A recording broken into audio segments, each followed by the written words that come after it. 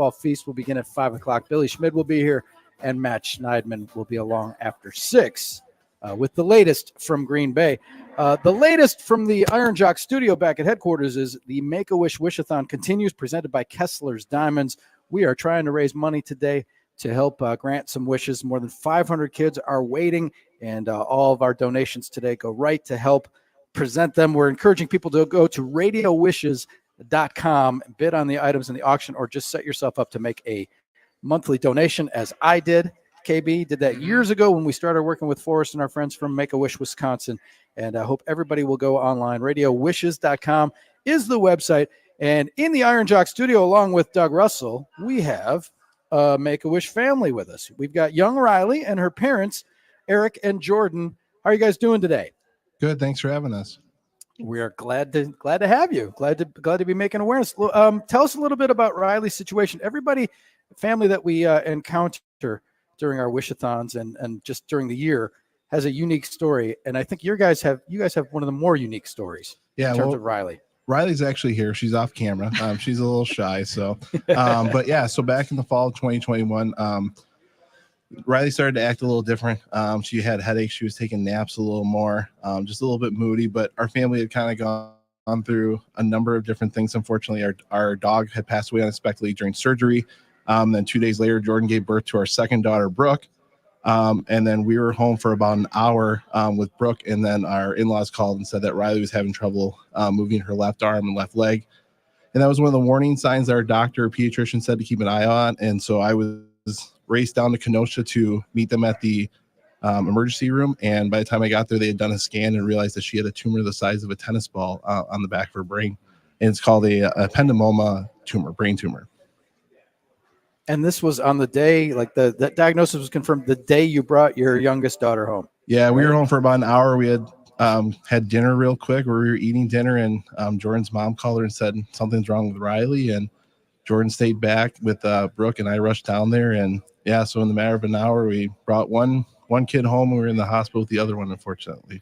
I can't begin to imagine the range of emotion within that short time period. Had to be amazing. But you've got, but Riley is she's still being treated, right? But doing better, feeling better. Yeah, she is. She had a reoccurrence in April, and so we are now. That would be her third surgery that she's had. So she's currently doing her 7th cycle of at-home chemo that we administer, and it's about a 10-day cycle, and she gets about 18 days off, and that we're going to repeat that every month for a year as long as her scans stay clear. So she gets an MRI scan on her brain and her spine every 3 months. That's going to be, it's kind of scary for the parents as well, because not only do you have to, you're concerned about your child, but it's almost as if they throw you into you got to be a doctor at home as well. I mean, administering chemo would scare the wits out of me. Yeah, it took a while. Thankfully, my sister is a pediatric nurse, and so she was able to kind of help guide me at home a little bit. We'd started out with some liquid versions where I had to really mask up, gloves, cover myself just to protect myself from getting cancer from the chemo drugs. It's very dangerous. And eventually, after 3 months of a lot of trying different combinations with anti-nausea meds and when to give her medicine, we switched her to swallowing the full pill instead of mixing it with applesauce or juice or something, because she just kept throwing it up and was not getting the full dose. So this little 5-year-old at the time said, yep, I'm on board. Let's do it. Let's learn how to swallow these giant, and I'm telling you, they are giant pills. And she takes them like a champ, and it's made the process a little easier. She certainly gets nauseous and extremely tired during her cycle, but she acts like a grown up and can just handle it and understands when to eat, when not to eat. And I'm really awed by her. I remember how tiring kindergarten was, even with nap time. But to navigate that around chemo treatments is, like we said, we can't even fathom. Yeah, Riley is in studio in the Iron Jock studio with Doug Russell, our pal, and her parents, Eric and Jordan. So you guys, at what point did you encounter Make-A-Wish, and at what point did the wish get put in motion? Yeah, we had done her second surgery in the fall of 2021, and then we actually relocated with her sister in Florida so she could do proton radiation there. Then shortly after we got back from Florida, after about 3 months, we had some families just say you should really take advantage of this opportunity, and so we looked into it. And then Riley kind of had some few different ideas for her wish, and then she eventually settled on going to Disney World in Florida for the week.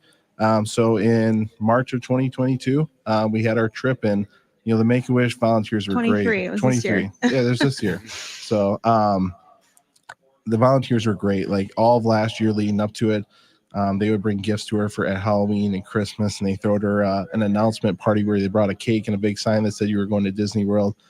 So it was unbelievably amazing week. So The pull of the princesses, KB, they're almost unbeaten when it comes to wishes.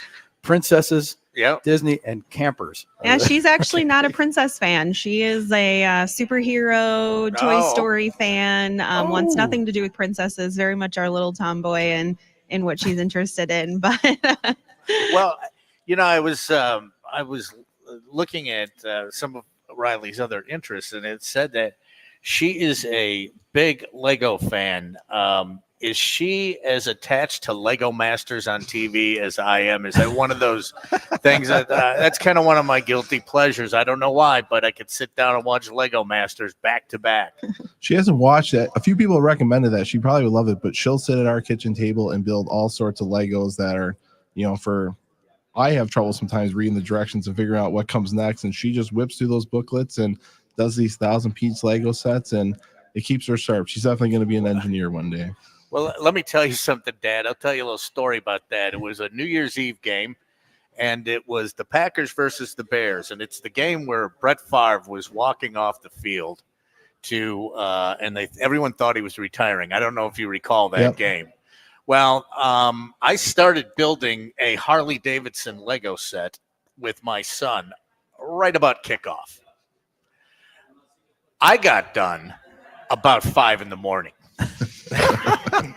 So dads are not going to understand those things at all. We're not made to, No. to understand that. So I would ask Eric and Jordan, what message would you have for other families? Like we're imparting to our listeners the importance of just sending whatever money you can to help put these wishes in motion. But what would you say to families like yours that get this, this shocking, life-changing phone call or visit with a doctor?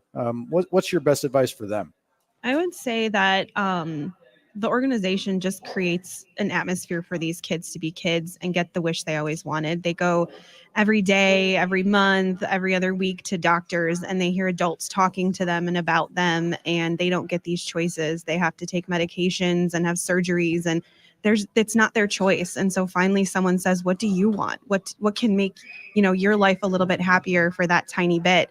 And so it just really creates an environment for these kids to choose what they want and something extreme that maybe is not, attainable for them in their treatment and in their life. So it's just granting them that wish to give them just that little bit of hope and happiness in a time where it's been a struggle for them. I am always amazed by the resiliency and the courage that these kids show, and the families. You guys, what you guys are up against and trying to raise another child and give attention and give of yourselves. We salute you guys. That's why we're here, trying to raise money. Thank you for coming in and sharing your story. We appreciate it. Thank you. We appreciate everything you do for this cause. All right. Thanks. And Thank thanks you to very Riley much. for popping in. And next time she comes back, she has to talk to us on the radio, Right. and we'll make that happen. Absolutely. Thank you. Thank you, Eric and Jordan and Riley. We'll take a quick break. We're live at Buffalo Wild Wings. CKB, people are excited about the NBA tournament. They're watching this. We're live at Buffalo Wild Wings. Football feast starts at 5. You're listening to the Wish